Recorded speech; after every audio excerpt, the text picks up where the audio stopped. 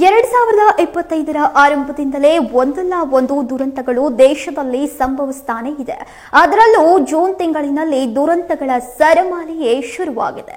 ಅಹಮದಾಬಾದ್ನಲ್ಲಿ air India ದುರಂತ ನಡೆದು ಇನ್ನು ವಾರವೂ ಕಳೆದಿಲ್ಲ. ಅಷ್ಟರಲ್ಲಿ ಉತ್ತರ ಪ್ರದೇಶದಲ್ಲಿ ಸಿಡಿಲಿಗೆ 25 ಮಂದಿ ಮೃತಪಟ್ಟಿದ್ದಾರೆ. ಭೀಕರ ಗುಡುಗು ಸಿಡಿಲಿಗೆ ಉತ್ತರ ಪ್ರದೇಶ ತತ್ತರಿಸಿ ಹೋಗಿದೆ. ಕಳೆದ 2 ದಿನಗಳಲ್ಲಿ 25 ಜನರು ಸಾವನ್ನಪ್ಪಿದ್ದಾರೆ.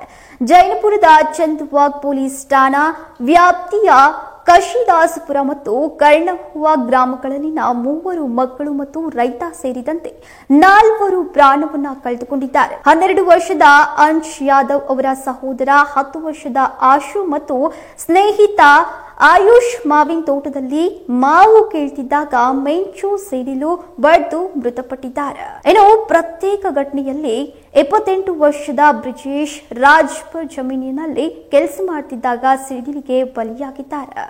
ಮಾವು ಕೀಳ್ತಿದ್ದಾಗ ಗೋರಖಪುರದಲ್ಲಿ ಬಾಲಕಿ ಖುಷ್ಬು ಸಾವನ್ನಪ್ಪಿದ್ದು ಅಜಯ್ ಜ್ಯೋತಿ ಎಂಬ 2 ಮಕ್ಕಳು ತೀವ್ರವಾಗಿ ಗಾಯಗೊಂಡಿದ್ದಾರೆ. ಸಿಯಾರಾಂಪುರದಲ್ಲಿ ಮಾಧುರಿ ಕನೌಜಿಯಾ ಎಂಬಾಕೆ ಬೆಳಗ್ಗೆ 5 ಗಂಟೆ ಸುಮಾರಿಗೆ ತನ್ನ ಮನೆಯ ಟೆರೆಸ್ನಿಂದ ಬಟ್ಟೆಗಳನ್ನ ತರಬೇಕಾದ್ರೆ ಸಿಡಿಲಿಗೆ ಪ್ರಾಣವನ್ನ ಕಳೆದುಕೊಂಡಿದ್ದಾಳೆ. ಕಾನ್ಪುರದ ಸಿಕಂದ್ರ ತಾಲೂಕಿನ ಬಂಡೆ ಮಾವು ಗ್ರಾಮದ ಜಬ್ಬು ಕುಶಿನಗರದ ತಾರಾದೇವಿ, ಶಾಜಹಾನ್ಪುರದ ಲಾಲ್ಪುರ ಗ್ರಾಮದಲ್ಲಿ 45 ವರ್ಷದ ರಾಮದೇವಿ, ಲಕ್ನೋದ ಮಲಿಹಾಬಾದ್ ನಿವಾಸಿ ನಂದಕುಮಾರ್ ನಿಷಾದ್ ಮತ್ತು ಸೋನ್ವರ್ಸಾ ಹಲ್ಲಾಬೋಲ್ ಜಿಲ್ಲೆಗಳಲ್ಲಿ ಒಂದೇ ಕುಟುಂಬದ 4 ಮೃತಪಟ್ಟಿದ್ದಾರೆ. ಇನ್ನು ಸಿಡಿಲಿನ ಹೊಡೆತಕ್ಕೆ ಬೆಳೆ ಕೂಡ ಹಾನಿಯಾಗಿದೆ. ಉತ್ತರ ಪ್ರದೇಶದ ಪಶ್ಚಿಮ ಮತ್ತು ಪೂರ್ವ ಭಾಗಗಳಲ್ಲಿ ಇನ್ನು ಕೆಲ ದಿನಗಳ ಕಾಲ ವ್ಯಾಪಕ ಮಳೆಯಾಗುವ ಎಚ್ಚರಿಕೆಯನ್ನ ಹವಾಮಾನ ಇಲಾಖೆ ನೀಡಿದೆ. ಗಾಳಿಯ ವೇಗ ಗಂಟೆಗೆ 40 ರಿಂದ 50 ಕಿಲೋಮೀಟರ್ ಇರಲಿದೆ ಅಂತ ಎಚ್ಚರಿಸಿದೆ.